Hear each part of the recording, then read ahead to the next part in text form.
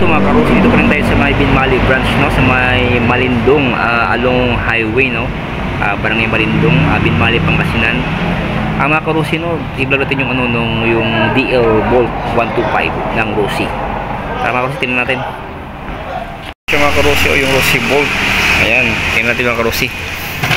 Kung ba mga karusi, naka-disc brake siya sa harap. Ayan, naka-disc brake.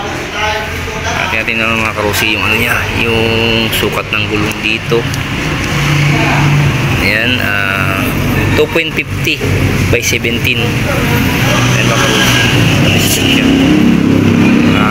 Ito yung shock niya.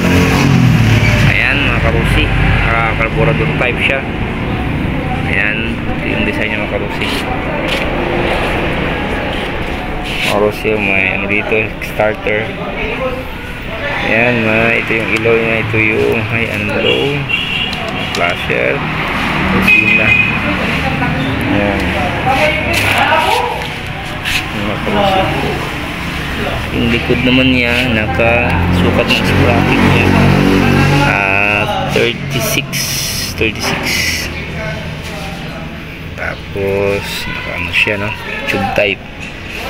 2.7 yung likod, mas malaki by 17. Mas malaki ito. Ayan. Ito yung tambutso niya, may Rosi dito. Ayan. Yung presyo nyo ito mga karusi ganito. Ayan, 48,000 with DL 125 volt, 48,000. Yung payment niya is 3K, 3 years to 2,070, 2 years niya is 2,770, 4,795, rebate is 300. Ayan mga karusi. Ayun yung mga karusi, yung Rosi DL Bolt 125 ng Rosi dito sa Rosi Binmali. Yung mga karusi, salamat sa pag-subscribe mo, parking na sa muli pa rin. Bye bye mga karusi, boto.